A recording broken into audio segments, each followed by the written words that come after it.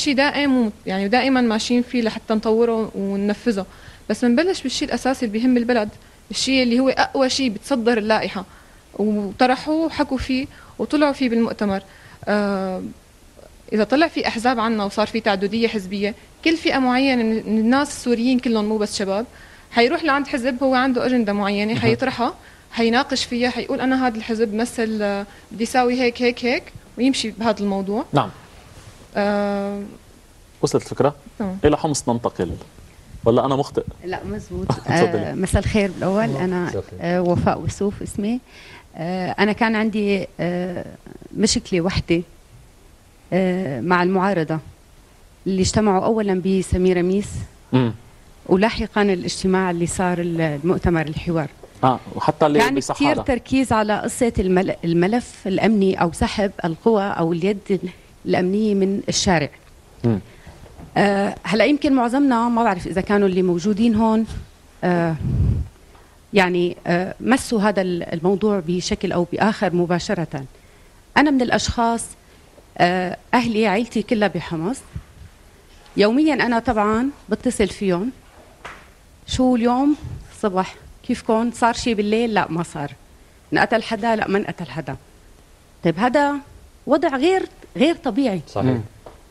يعني انا مثلا يعني كيف بدك تربطي اليوم وتقنعيني عندك انتقاد لمن انتقد الاداء الامنيه تماما. انت اليوم شو بدك توصلي بهذه الفكره؟ وكانك بتقولي اليوم انه هذا الدور الامني هو مطلوب لحمايه الشعب. انا لا يمكن انه اطلب من السلطه سحب اليد الامنيه من الشارع وما زال هناك يعني ما زال هناك شغب في الشارع. اذا هناك مساله اولويات في المعالجه أكيد.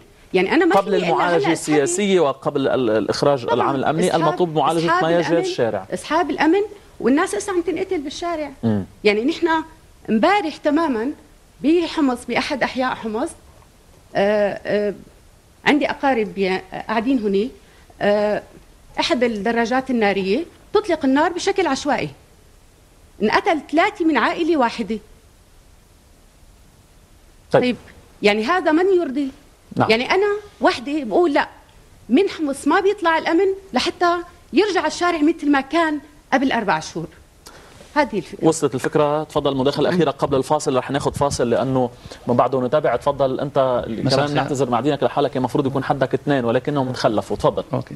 مساء الخير، أنا نور كسيبة.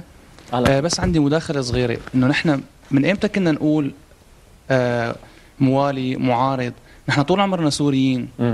يعني التسمية كتير بتمنى نخلص منها، يعني انه موالي معارض. انا سوري، هو سوري، نحن كلنا سوريين عايشين تحت سقف الوطن، بدنا نطور حالنا، وان شاء الله ان شاء الله ان شاء الله منتهى من التسمية موالي ومعارض. بس كمان مداخلة مشان قصة يقول الاستاذ انه طالما الدم عم يسيل، هو الدم عم يسيل، هن المتظاهرين طبعا لو ما في هن انه حاملين سلاح وعم يواجهوه ضد الامن، يعني هالشيء هن اللي عم يعملوه. انا ما عندي شك بالامن ولا عندي شك بالجيش، ولا بظن اغلب السوريين ما عندهم شك. الجيش بالنهايه هو انا. نفرض الاحداث صارت هي، وانا هلا انا خالد الجيش، نفرض الاحداث هي صارت هلا، انا بالجيش هلا، معناته الجيش هو انا، هو انت. طيب يعني الجيش نحن. اذا الجيش القوى الامنيه هو الشعب، هو من الشعب، وبالتالي مطلوب المعالجه بطريقه اخرى وليس انتقاد. هيك فهمت، ولكن يمكن قد يكون هناك كلام اخر. بعد الفاصل ساطرح هذا الكلام، وخصوصا ان هناك ايضا عنوانا اساسيا ساقاربه ولو سريعا لان الوقت عم يداهمنا، مساله التدخل الخارجي. ما جرى، اطرح مجددا ما جرى حول السفارات. هل يرضي الشارع السوري ما حصل من تظاهرات؟ هل هو هذا المطلوب؟ وخصوصا ان هناك رد فعل دولي تحديدا امريكي عبر مجلس الامن. بعد الفاصل هذا الموضوع ساطرحه، وابقوا معنا مشاهدينا.